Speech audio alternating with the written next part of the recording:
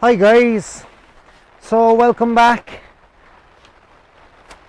We've had this polytunnel now set up since the end of January and we've been growing and we're just about ready to take our first harvest from some of the plants we have in here. So I just said I'd come on, make a little bit of a video, give you an update, and we can have a look at how this polytunnel's been working out for us, what we're currently growing and what we plan to grow.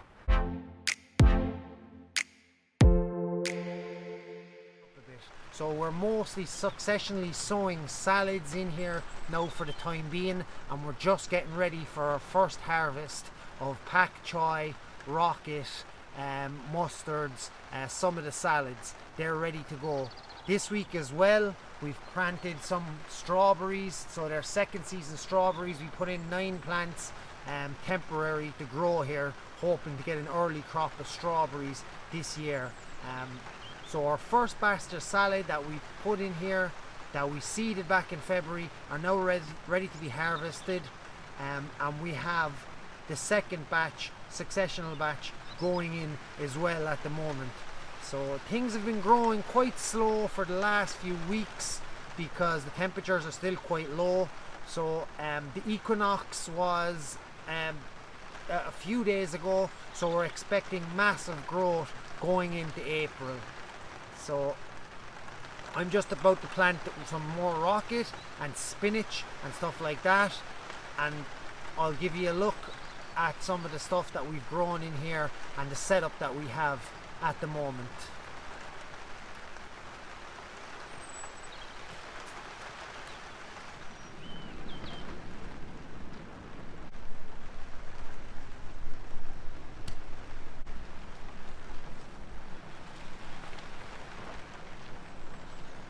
So these spinach here, they're perpetual spinach. They're approximately 3 weeks old now, so they're being transplanted. They have their first set of true leaves. So I'm just going to pop them out. I've dibbed the ground and I'm going to pop them in here. Everything is 8 inches apart, square. That just makes it easier as well for home between the lines.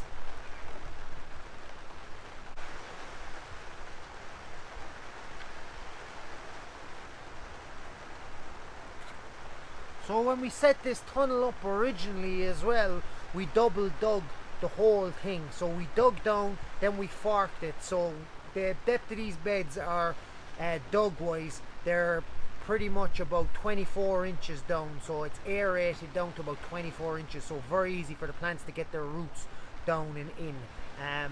I added some organic matter then. I had some compost. I added good compost that we created on this bed and the bed next to us, and I actually hoed it in, and as a comparison I added compost mixed with rotted manure to the other 2 beds on the outside. That wasn't such a success, to be honest. There was a lot of grass and seed germinated in that, so I was a little bit disappointed. I have one bed completely full with spring onions, radish, beetroots and some peas, and I'm getting a lot of grass and weed seeds germinating. So once I take these out and before the tomatoes goes in, I'll make sure I actually dig in what is on the surface to the soil. Everything seems to be growing pretty well. That was just one of the only issues I had when I added the organic matter to the beds. Slugs haven't been a major issue in here, which is quite a surprise. I did bring the chickens in for a couple of weeks prior to actually digging the beds, and after I dug the beds I had them in here for another 2 weeks, so I'd imagine that probably reduced the slug population greatly.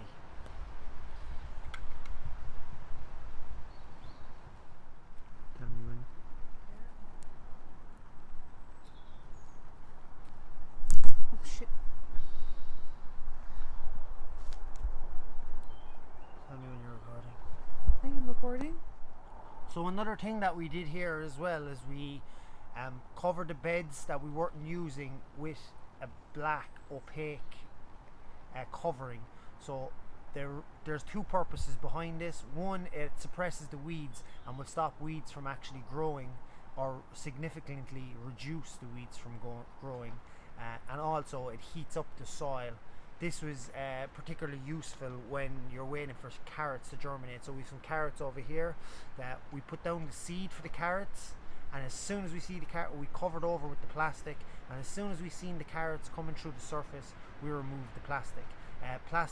Carrots have can be temperamental when germinating, so if there is any drying of the soil, they can fail to germinate. So this keeps the moisture as well inside under the plastic with the seeds for the carrots. So I just found it was another great method just to suppress the weeds and heat the beds up just that little bit in the early season to get some good growth going. So when planting seedlings, it's also a good idea to hold on to a few leftover seedlings, because you will have a certain amount of loss within any organic growing system. So you'll end up losing a few, so they can be replaced then if they're eaten by pests or damaged by slugs or something like that. It'll just stop you from having gaps in your plot. So by keeping on to like these spinaches here now, if one or two of them gets damaged, and they will get damaged, I can replant them then afterwards.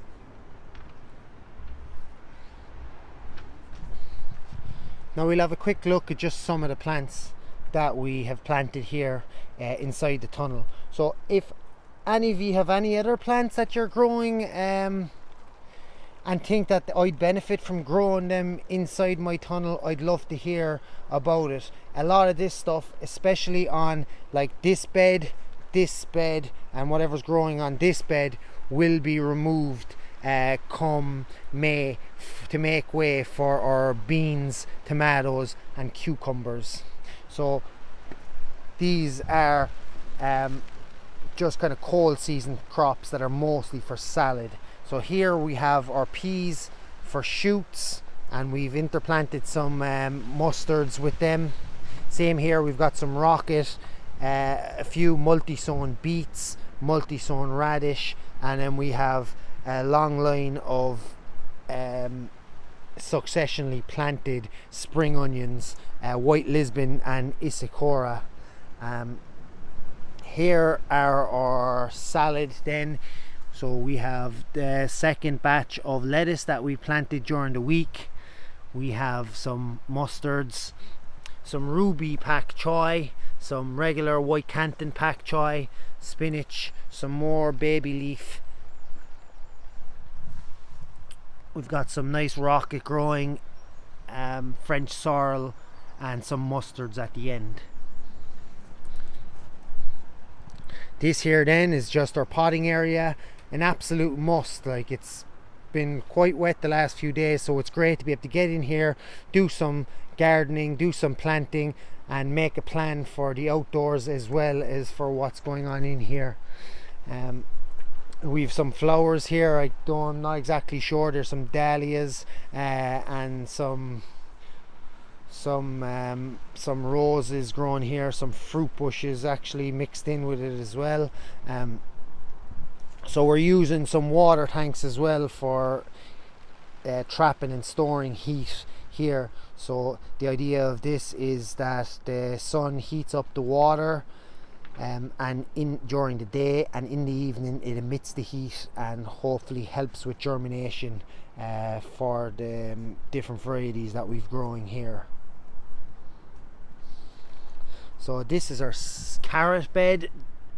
They're quite small at the moment, so we've got I think we have like 8 rows of carrots, and I'm going to leave them in and interplant some tomatoes with them when we get to maybe May. Below then we've got some purple top turnips, small medium size turnips, and in their multi-sown. There's some red cabbage, some Romanesco, and again just some more turnips here. Yvonne is just looking after the 9 strawberry plants that we have at the end here. Some of them are just beginning to flower as well, which is great because I'm super excited to eat some strawberries this year. Again, same thing here with the water. We're using the water to trap and store energy. They just give the tomatoes just that little bit of a boost as well. Or strawberries, sorry. Thanks, Yvonne. That's it now from the tunnel, guys. If you enjoyed this video, don't forget to give it a like. And again, if any of you are growing something unusual in a polytunnel or have some plans for the polytunnel for the summer, I'd love to hear a bit about them, and we can share some information about what's good, especially for this climate here. I'm in a zone 8 maritime climate here in the south of Ireland. So thanks again, guys, and I'll see you again soon. Bye.